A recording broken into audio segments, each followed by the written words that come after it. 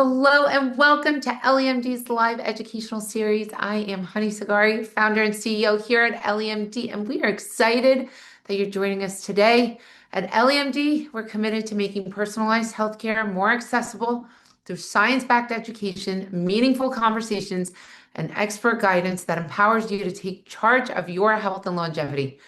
Today, we're excited to welcome René Caruso, a metabolic health specialist, peptide-certified consultant, and strategic advisor with more than 30 years of experience in nutrition, metabolic restoration, longevity science, and clinical consulting. Throughout her career, Renee has helped individuals better understand the root cause of health challenges, from metabolic dysfunction and inflammation to hormonal changes and healthy aging. She is also a trusted advisor to clinics, med spas, and wellness organizations, helping them build effective evidence-informed metabolic and peptide programs that prioritize both patient outcomes and long-term success. Renee's philosophy is that lasting health isn't achieved through quick fixes, but through understanding how the body system works together.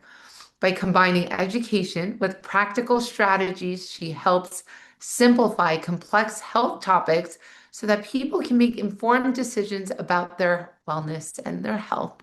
Renee, we're so excited to have you join us today. Thank you for being here. And thank you for having me. And whoever wrote that deserves a round of applause. That was great and too much, but I'm thrilled to be here. That was all Brenda. Thanks, Brenda. So, Renee, tell us a little about your background, why you're so passionate about healthy aging, longevity, wellness. Just give us a little brief exposure on yourself too. Well, thank you. And the real passion stemmed from I had multiple eating disorders as a teenager, started when I was in eighth grade, was anorexia in the beginning. And then I made the magic discovery of bulimia, where you could eat and get rid of it.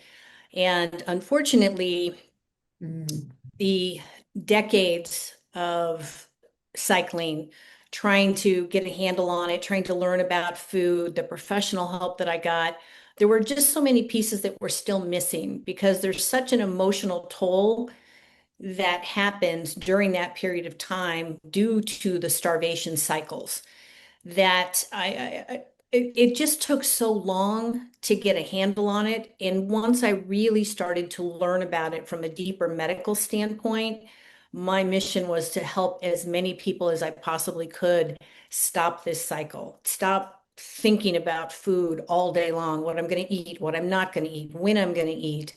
It just drove my life, and I don't think I got a really good handle on it until I was 31, 32.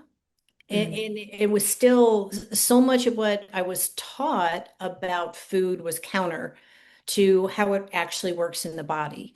So that has been the driving force of really helping people understand their body, simplify it because it's not complicated. In fact, it's boring. It's boring and it's consistent. Mm. That's really what it boils down to. And what are your thoughts around GLP-1s as it's making its mass movement? I love them.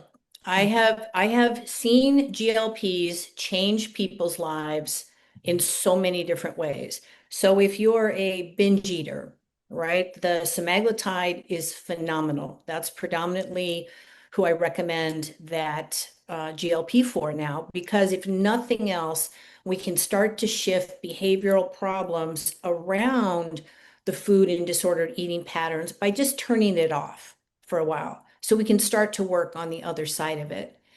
And for other people who have got extreme, or not even extreme, even moderate metabolic dysfunction now, because of the way they eat, because of stress, because of hormone shifting in their life, tirzepatide is amazing.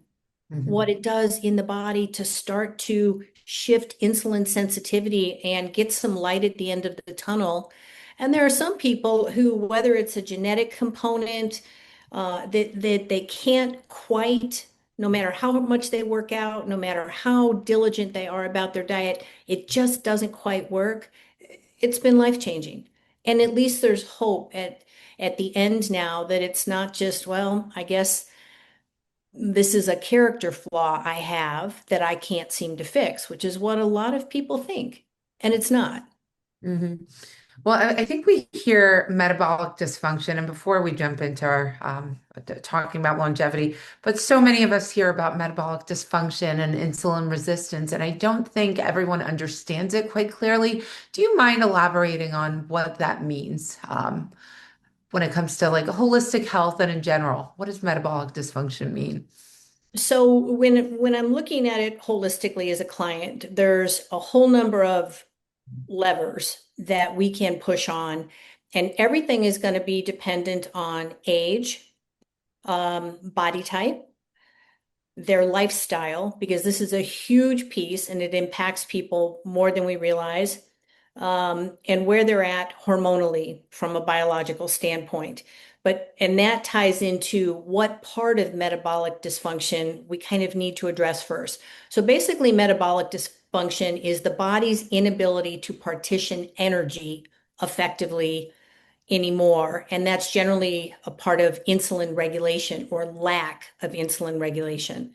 So we actually want to be what's called insulin sensitive, which means our body reacts properly to insulin or anything that drives insulin when we come into foods that raise that in our body and then go back to a baseline versus being insulin resistant, where there are people who, because their metabolism is so dysregulated, will gain weight eating lettuce. And you're like, how is that possible? And it's about the energy partitioning around insulin. How does that happen? How how does that happen to someone? It's usually a cumulative effect. So it's pretty rare that you just start out that way. Although I was just reading an interesting study. The human core temperature, at least when I was growing up, we were always taught was 98.6. And it turns out now it's about 97.5. And there's a lot of speculation around why this is happening. Number one, were we not measuring accurately previously? We had mercury thermometers, so it's possible there was some inaccuracies there. People were outdoors more. They tended to be leaner, which is a higher metabolic load, which tends to raise body temperature a little bit more. We weren't in controlled environments from a temperature standpoint as much as we are now, from hot to cold. And the other theory is that it's a combination of all those things plus food supply that is no longer nourishing the body. So the body's in a constant fight or flight stage, trying to reach a new level of homeostasis that it can survive. So to do that, we've got to turn down the metabolism. That's really interesting. I did not know that. Huh. That's Yeah. very interesting. Well, thank you for that. When most people think about aging, they typically think about wrinkles and gray hair, but the real story of aging is happening on a much deeper level. Can you walk us through what's actually driving the aging process internally and why most people don't connect their everyday symptoms to what's happening at a cellular level? So most of us start to look at wrinkles start to, start around our face. As I'm getting older, I notice it. It's in my inner elbow, right? There's more laxity to my skin. These are things that start to shift. Hair may start to gray more often. And there's also just kind of a decline in energy. So what's happening from a cellular level is as we're getting older, our cells are less and less efficient for a variety of reasons. And whether it's just chronological age, which is how old we are in years, environmental assaults, and this is air, water, lack of sleep, lack of quality nutrition, ongoing stress that we're not able to regulate, hormonal fluctuations. All of these things start to impair our body's mitochondria and the DNA within the mitochondria from being able to function efficiently. So that's really what starts to happen. And it's usually slow. It's you notice you're just slowing down a little or you get a few gray hairs and it's not usually all at once. It's just a slow, steady. And your labs come back, you go to the doc and you're saying, I'm not quite feeling enough. I got a little more fatigue. And they say, well, your labs are normal. And unfortunately, that doesn't tell us anything. Hmm. Hmm. And so it's just about the cells really becoming less and less efficient over time. And that's part of the natural degradation or decline of aging, as far as we know it nowadays. So you mentioned chronological age. There's obviously a difference between biological age and chronological age. Can you explain the difference between the two first, and why two people the same exact age can feel and function so differently? And what are those factors responsible for the differences? So chronological age is just the number basically of birthdays that you've had, where your biological age is about how well your cells, your tissues, and your body, your organs, and everything are actually functioning within your system. So you can be 61 years old, but through some testing, and we can talk about the testing because it's not as accurate as we would hope it would be, but at least it's a window into some of our aging and our functions. You can be younger than you think you are on the inside because your processes are actually working more efficiently. Now, the question is how much of that is genetics or epigenetics, and how much of that is environmental? We don't quite know yet. But there are some ways to test this. And one of them is called I think it's called Dundon Pace is one of the tests, and I forget what the other one is. But basically, what they're looking at is they have a test, and this is all done through analytics. So there's nobody's actually going in and testing what are called your telomeres. And your telomeres are basically inside your mitochondria, we have strands of DNA and there's lengths on the strands of DNA. So the telomeres, you think of them as like the cap on the end of a shoelace, is a really good way to think of that. And as we get older and the cells continue to go through division, those telomeres shorten and shorten. So there are some theories that there are things that we can do to lengthen them. And through these testing, we can start to look at methylation pathways, oxidation in your body, and that then analyzes and gives us a probability of where you are biologically. And most of it's been done on large study population, even though they're individual tests, and every person who tests adds to the large study population and the accuracy of trying to figure that out. We launched Epitalon last week, and there's a lot of studies on how it impacts telomerase and your telomere length. So we had that discussion. What are your thoughts on Epitalon? Have you tried it or? I'm actually on day 8 Okay. of a 10-day course. So I use it 2 to 3 times a year. Okay. Depending on my travel schedule, determines if I'm going to do it 2 times or 3 times. And instead of doing, typically it's administered in a 10-day course or a 20-day course. And what I notice is usually at about day 6, because this isn't something that you just kind of, you don't feel your telomeres growing, right? You don't get that. But it's working at a very deep level in your DNA. And what I start to notice is sleep is very deep. I mean, I sleep pretty well to begin with, but it's about day 6 that it happens where I really start to go, wow, I am in deep sleep and I stay asleep at night, which means my recovery is better. So everything that's happening through the sleep cycle, recovery, rejuvenation, and rebuilding is better. Hmm. So I'm a huge fan of Okay. it and bringing it in a couple times a year. Are there any other peptides that you like and can impact biological age? Yes, I know that Ellie now has MOTS-c, which I think is a phenomenal peptide. Um, I Anything that has to do with weight loss right now, I think people get super excited about, but I don't think they talk enough about the other benefits of MOTS-c. Because when we look at a cell and the mitochondria, there's the outside of the cell the wall, there is inside, which is called Christie, and then there's everything that's in the nucleus. So MOTS-c helps inside that nucleus become more and more efficient. And that's why we get better energy production out of it, why some people may lose weight. However, if the outside of the cell is not healthy and you can't get it out, then what good is that? Mhm. Right? So there's things that we work in. NAD is another one that helps with efficiencies.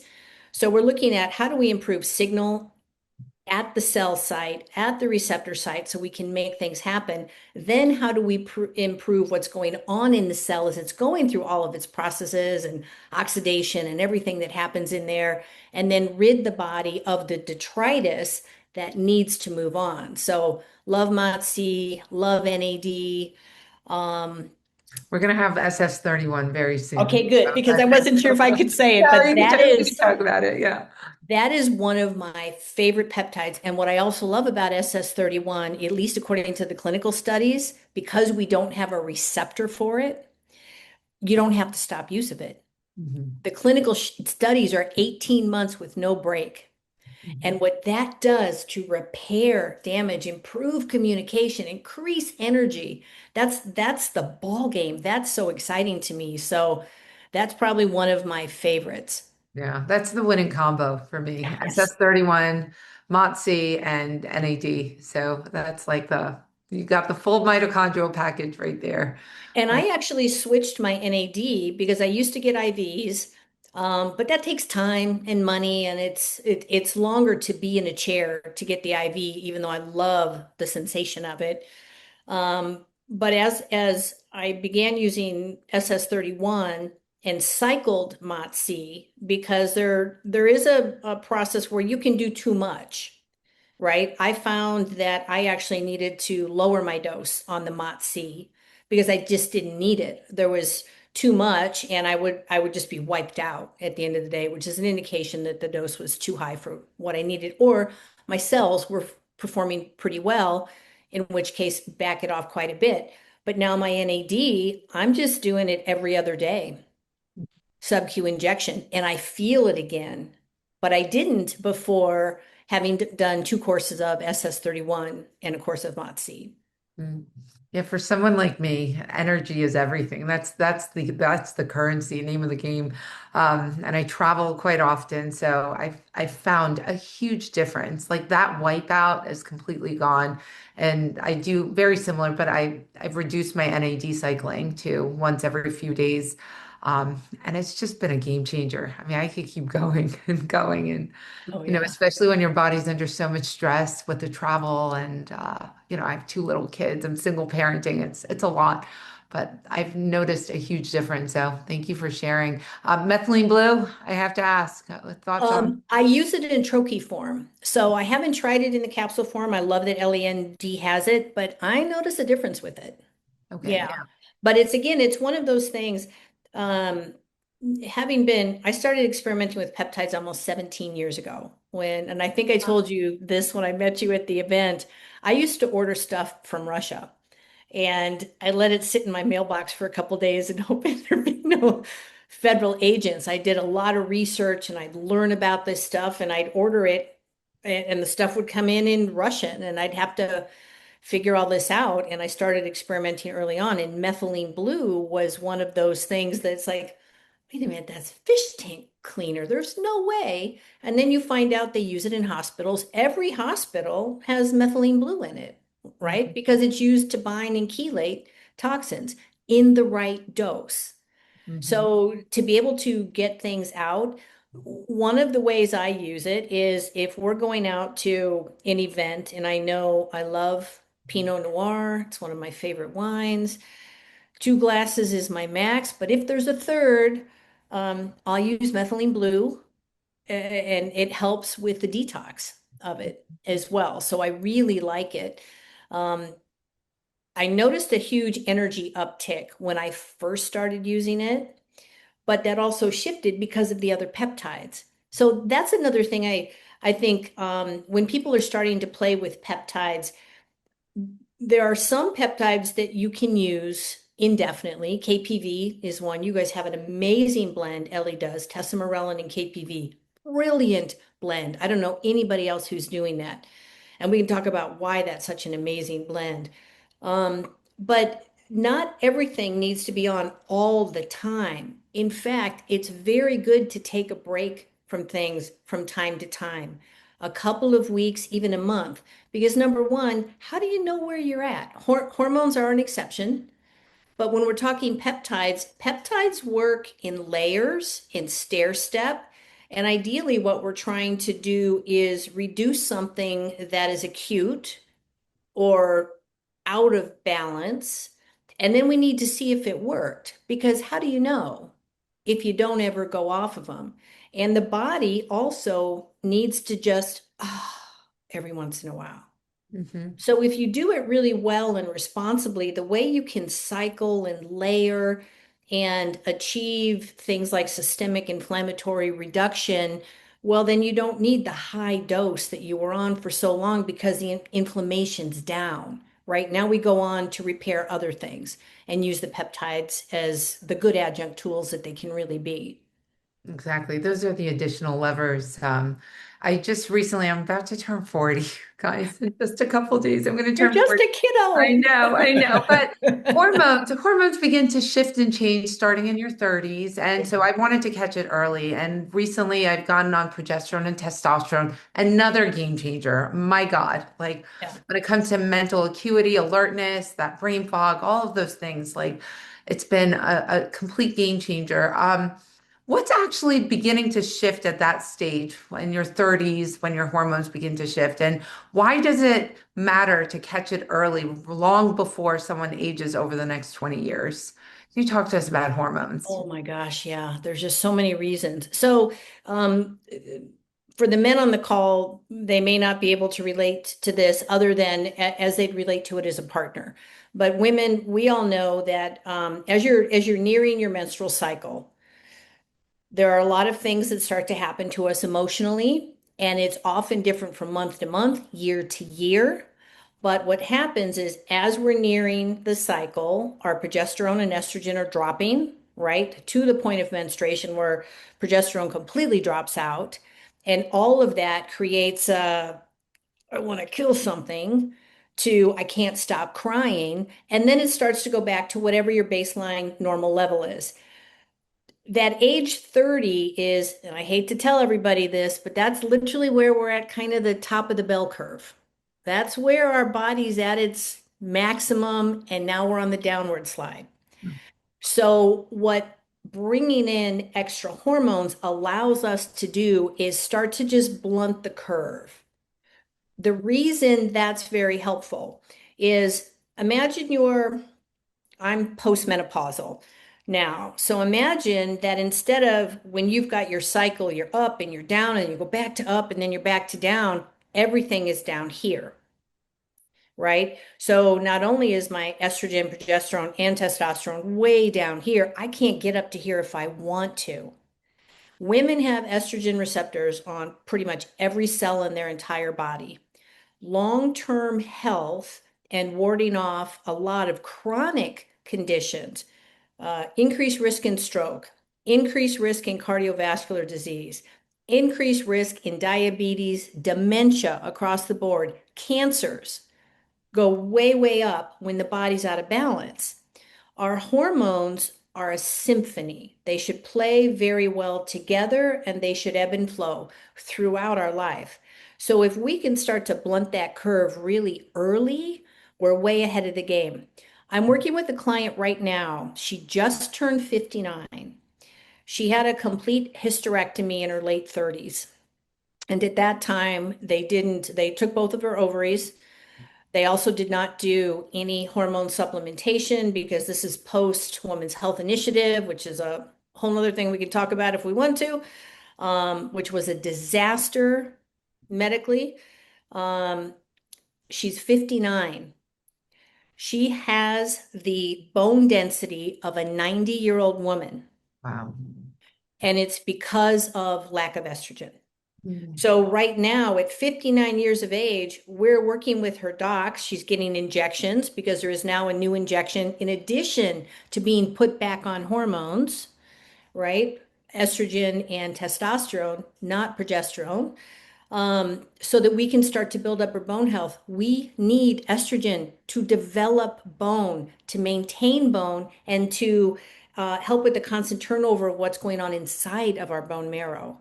So hormones are, if we look at if we look at health from a big standpoint, none of these tools will help you as much if you don't take care of the basics. You've got to get adequate sleep. You have to exercise and you have to lift heavy things, and you've got to get adequate nutrition. Then these other components not just become adjunct tools, they become essential tools. But if you're not doing the basics, the downside is short of hormones, especially as we get older, the rest doesn't work as well. Peptide, I'm going to go back to the peptide. I'm going to leap around here. Peptides are amazing signaling molecules that can repair, rebuild. It's phenomenal what we're finding out peptides can do. But if you're malnourished and you're not sleeping, it's not going to make a difference. They're not magic. They can't fill the gap. Just like peptides cannot reestablish signal with hormones if your body's not producing hormones. That's why you need hormones to reestablish that signal. Then the peptides can amplify what's going on in the body. But you can't just take peptides if you're not looking at the HRT component and your body needs it. Mm.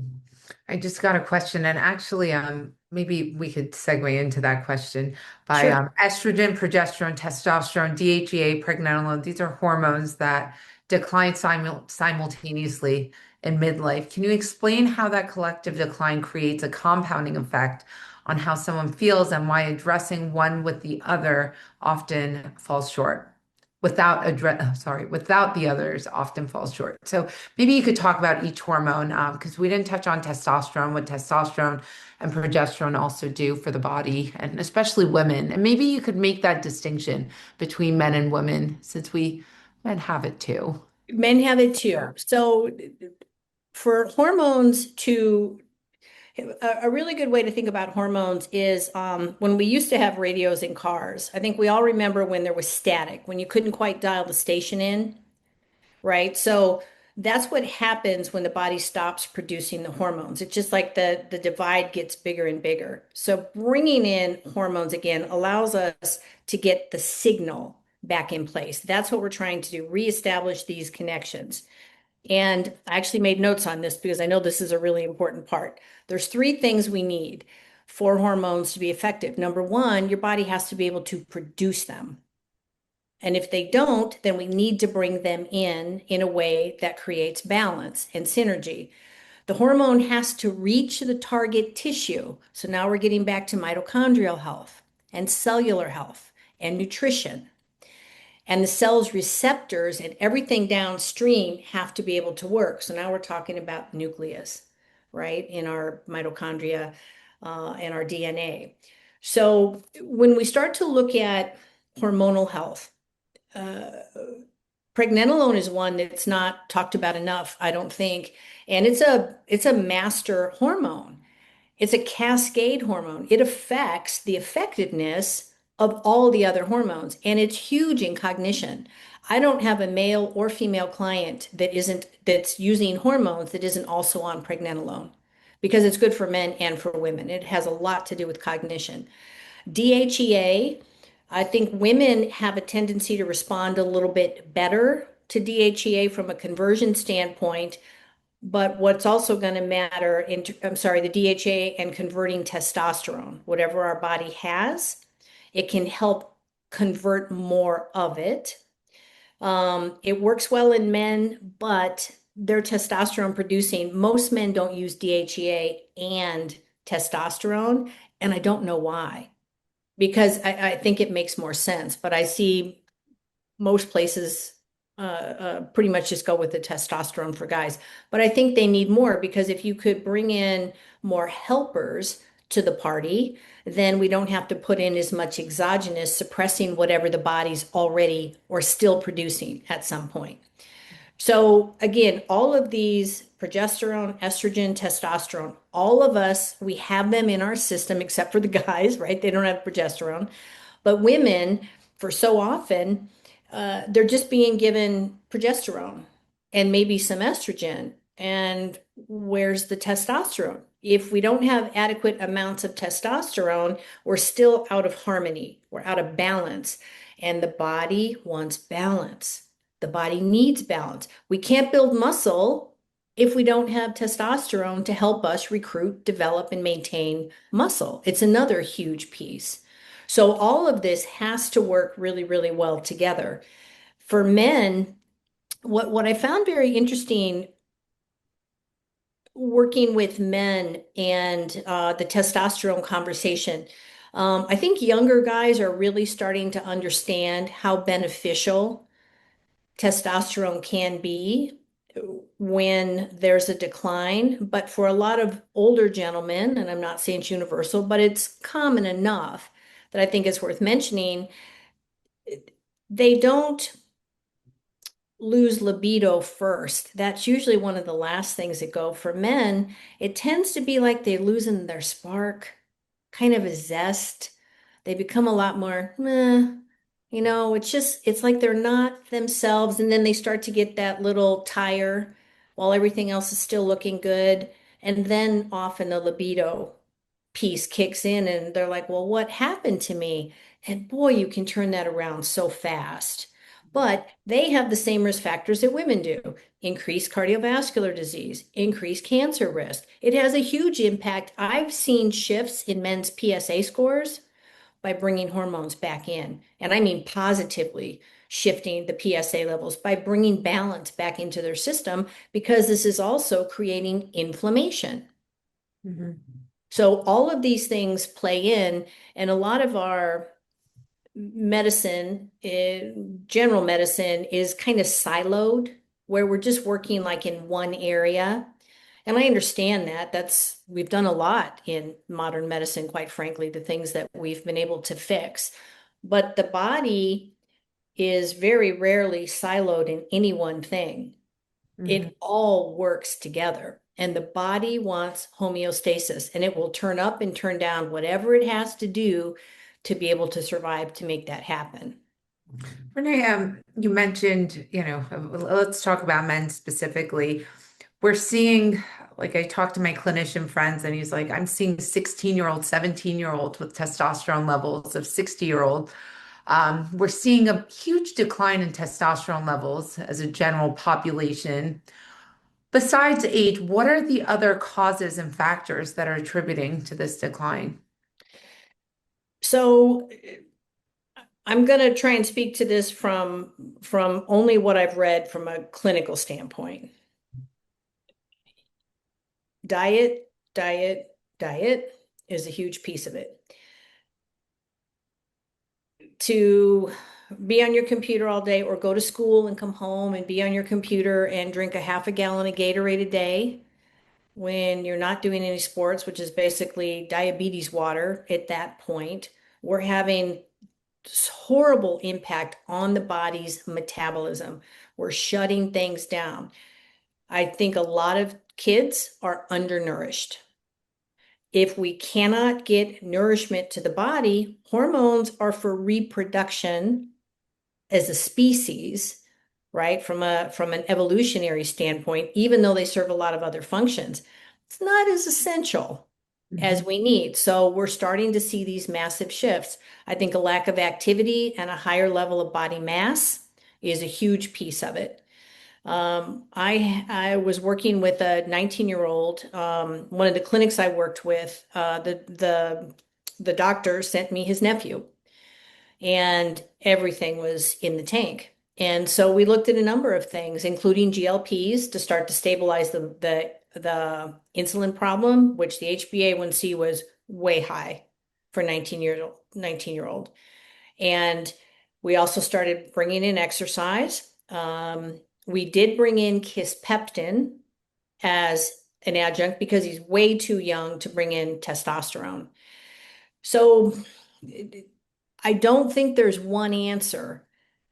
And yet I think that the basis of it is we're not moving enough, we're not sleeping enough, and we're not eating nourishing foods that give our body building blocks. We're eating crap. I don't think most people even know what food is anymore. Mhm. And it's very confusing. You go to the grocery store and you try to figure out, well, this says it's got fat now. I'm supposed to eat fat now, and it's got all this protein in it. Just because Doritos have 14 grams of protein per serving, they were never a health food to begin with. They're not a health food now. But all this marketing is very confusing. So I still think at the basis of it, this is one of the pieces that's having a huge impact on Mhm. younger people. As Sarah wrote, atrazine kills testosterone. They use atrazine to turn male frogs into female. Midwest has lots of it sprayed on their crops for sure. And that's, so yes, I think the pesticides and it's the broken food system, it's all of it, like you said. And I think vitamin D has such a great impact on testosterone. We're not getting outside, so we're not Yep. getting the sunlight to get the vitamin D into our body. I mean, it's all of it, like you said. It's And vitamin D works like a hormone. In fact, there was what's her name? Dr. Gorniak, Gorniack, was recently on Diary of a CEO. And she's a medical doctor who eventually, after 30 years of practice, went into her own private practice and deep dives into vitamin D. And going back to studies from the 40s, it looks like vitamin D may have been miscategorized because all the things that it does in the body, it appears to be more of a hormone than an Mm, actual vitamin because of all the things that it touches. mhm, So if we're sitting inside all day, we're eating junk food, we're supplementing with a vitamin D3 supplement, but we're not doing the other things, right? We can't fix it with those things if we're not doing the basics. mhm, Make it a little bump, but it's not going to fix it. mm. I have Nancy wrote, I'm 55 years old, post-menopause, currently taking estrogen and progesterone. What are the benefits of women taking testosterone? You touched on muscle, but can you elaborate why women should start using testosterone if they're not? Yes. Because you cannot build muscle without testosterone. Testosterone is an endogenous hormone to a woman's body. There is no reason not to supplement with it if the levels are below normal, because back to the previous analogy, hormones work as a symphony. They all work. The fatigue, the brain fog, the belly fat. You got too much estrogen and progesterone, even though you're getting that, but you're not getting the testosterone, you're out of balance. What does out of balance create? Insulin problems, which is energy partitioning, which is fat storage. So I have said this to a lot of clients, and I'm just going to say it. If you've got a doc who doesn't understand the importance of balanced hormone supplementation, get a new doc. It's not their fault. Women were taken off of everything for so long after the Women's Health Initiative. We don't have enough doctors who know enough right now. That's why it's great that LEMD now has this part of your program. That's one of the most exciting things I think that LEMD has brought in was the hormone program because it's such an underlayment to health. It's not the doctor's fault. They're doing the best they can. OBGYNs were not taught about hormones. They deliver babies. So give your doc some grace and get a second opinion. Mhm, And you should look at your labs. You should get copies of all your labs. Do not let somebody tell you everything's in range. That means nothing, nothing, nothing. Because if the range, let's talk about men, if the range on a testosterone test is 238 to 1100, depending on the scale that they're using to evaluate, and you're at 334, well, technically, in the insurance model, your doc really can't do anything about it. It's an insurance-based system. He cannot prescribe anything for you. But quite frankly, at that level, you've got nothing in the tank. You're on fumes, totally on fumes. So you're normal in the range, but you're not even midway on there. Imagine how much better you would be just at midway. Right. Well, isn't the range even determined by the sick population's range? And that's It what is. normal is based It off of is. Sick populations. based on the average of the population. So if your population is getting more and more sick, well, then that normal range is slowly going down. And it's so different than it was 20, 30 years ago, even. It's like with HbA1c. They used to, at about 5.8 was when the doc's like, hey, we got to do something here, right? You're getting high. It's now 6.2. We're not going to worry till you're 6.2.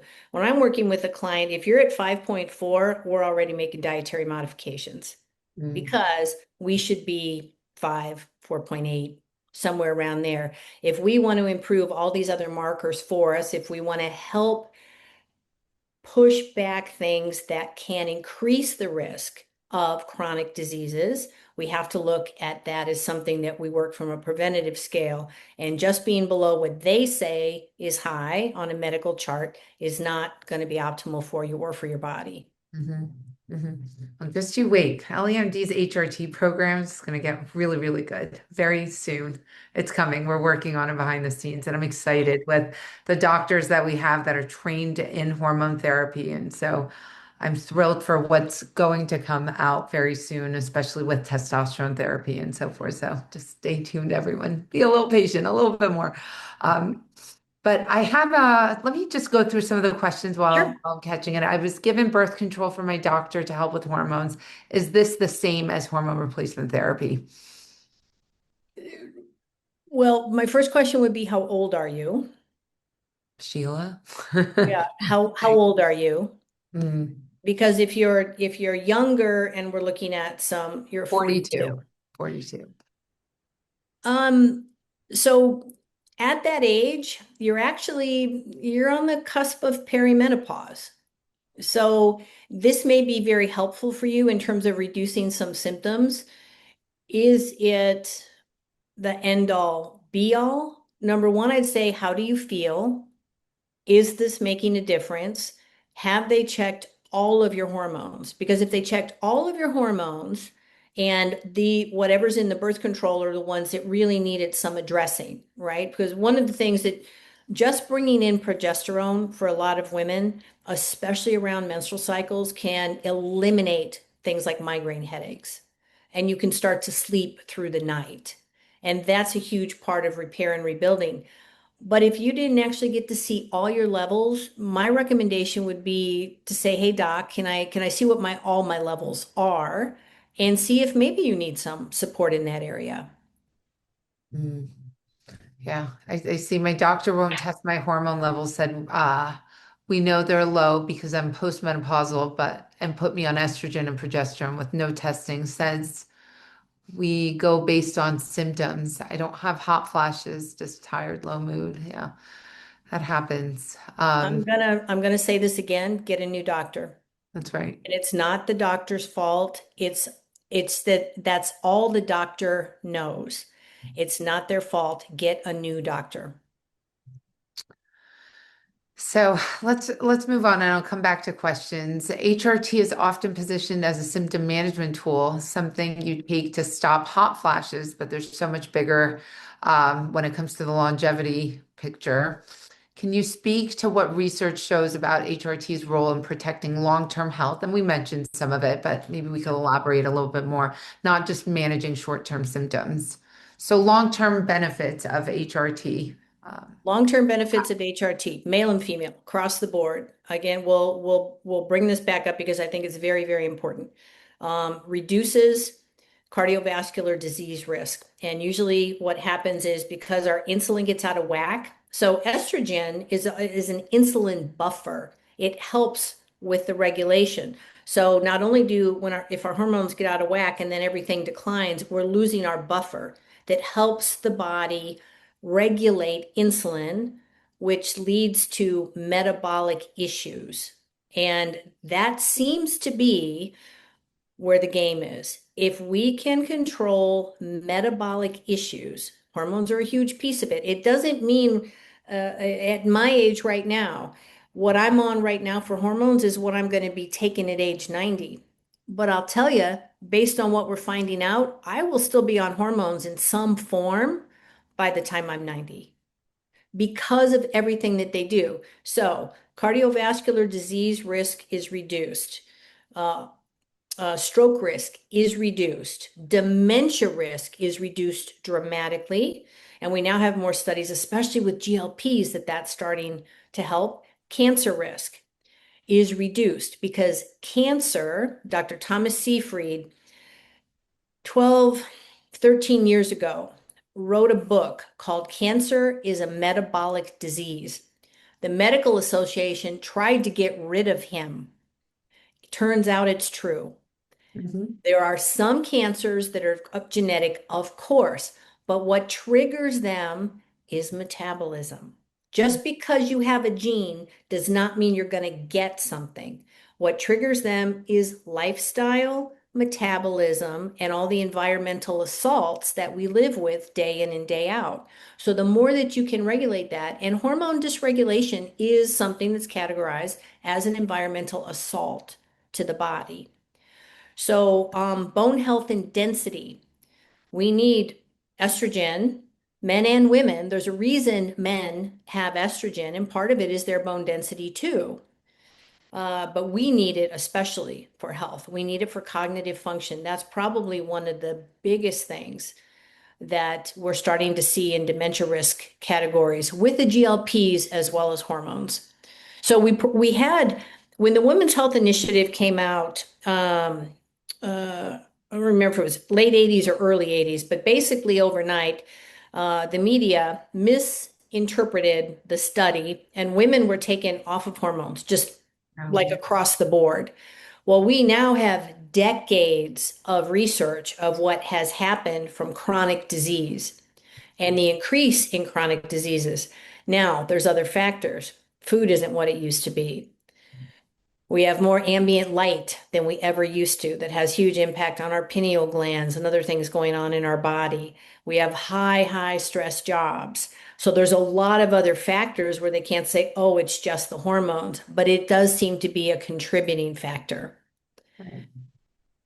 We're living sedentary lives behind computers, sitting on a chair. We're not standing up. I mean, it's all of it. It's Yes. modification across the board. You could do all the supplementing that you want.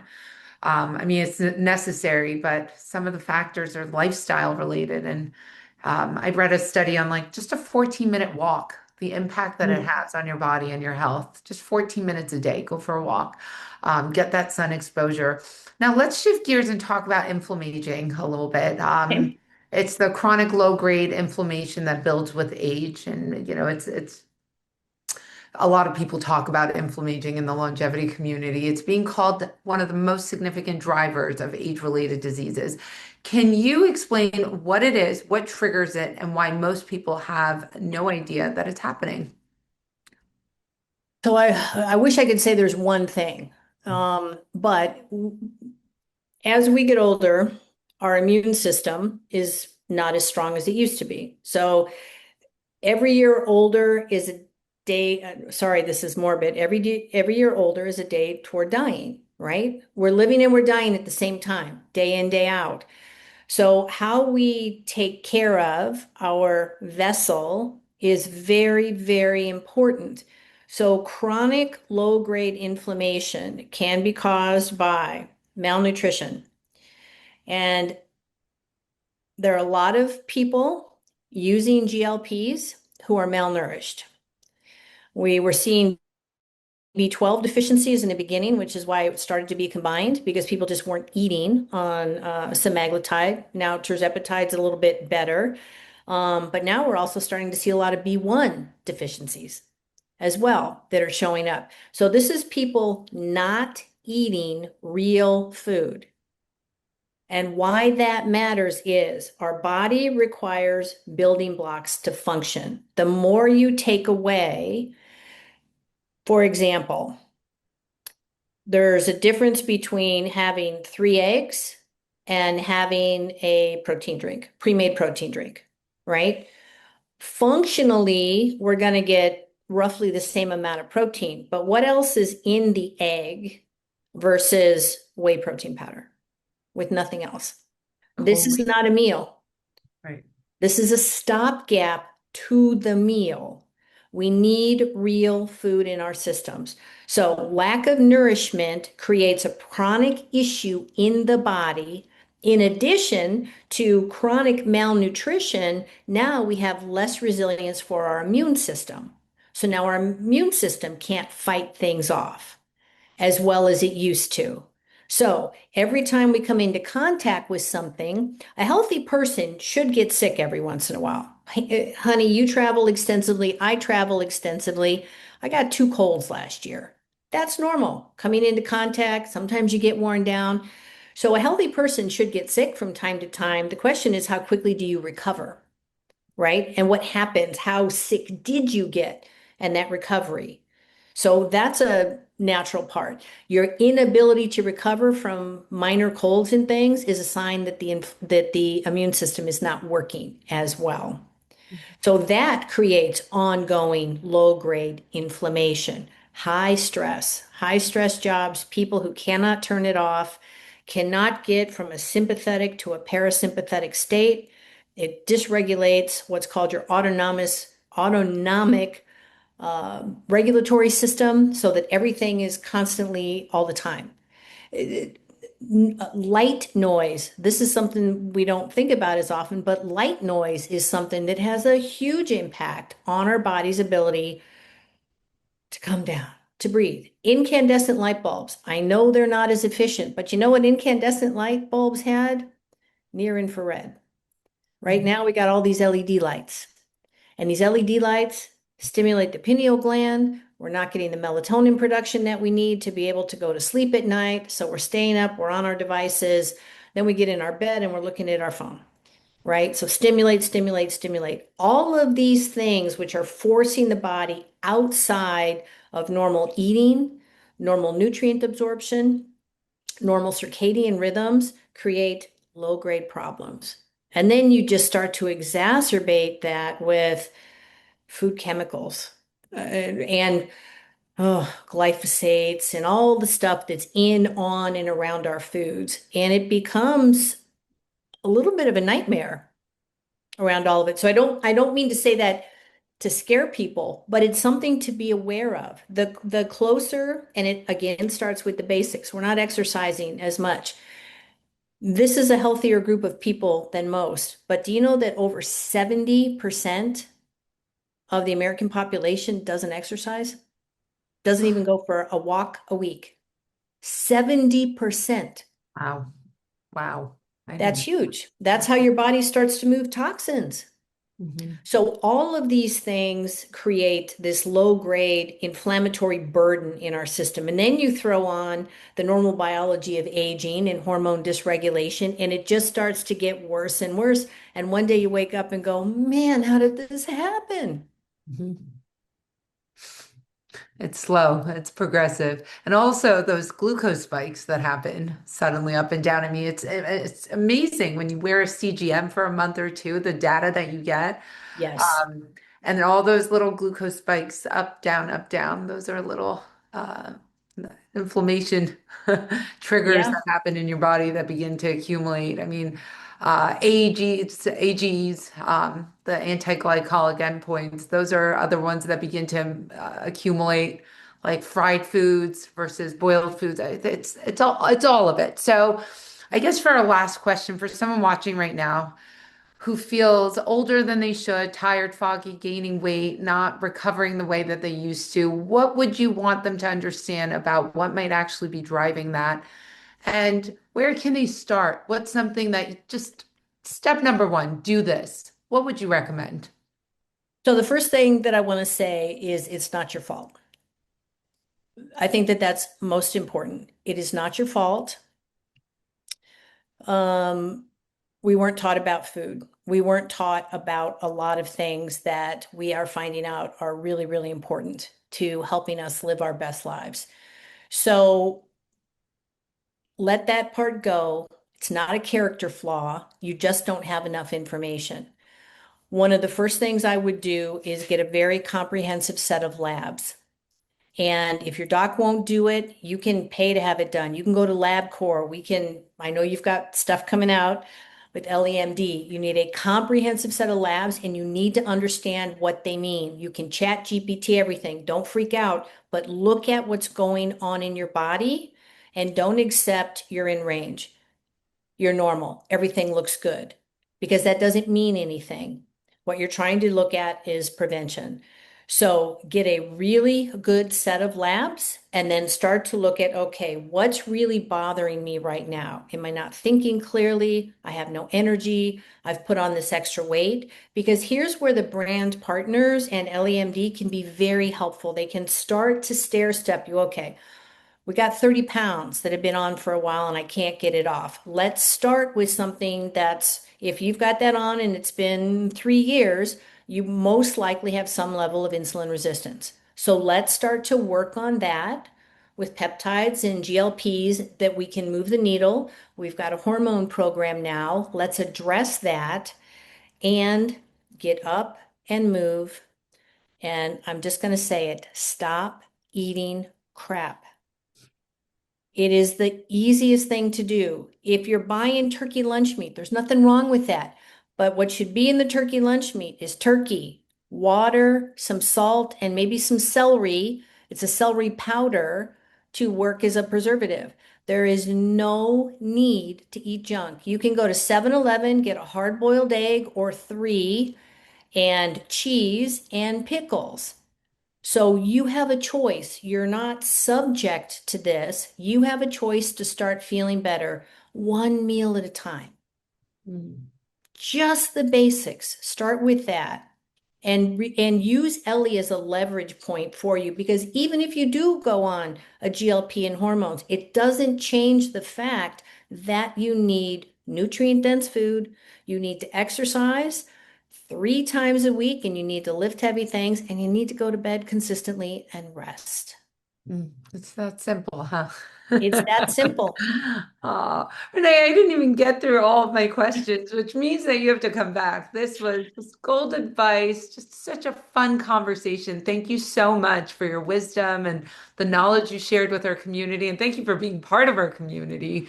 We appreciate you so, so much. I hope you'll come back because this is a this I is a would love lot of to. information. I learned a lot of new things. So thank you for sharing that. And thank you all for tuning in tonight and sharing your time with us for your desire to educate yourself, to learn, to be part of this bigger community. That's how we're going to grow and advance together. We got to lift each other up and become advocates for ourselves and our community. So thank you, Renee, for your time, especially.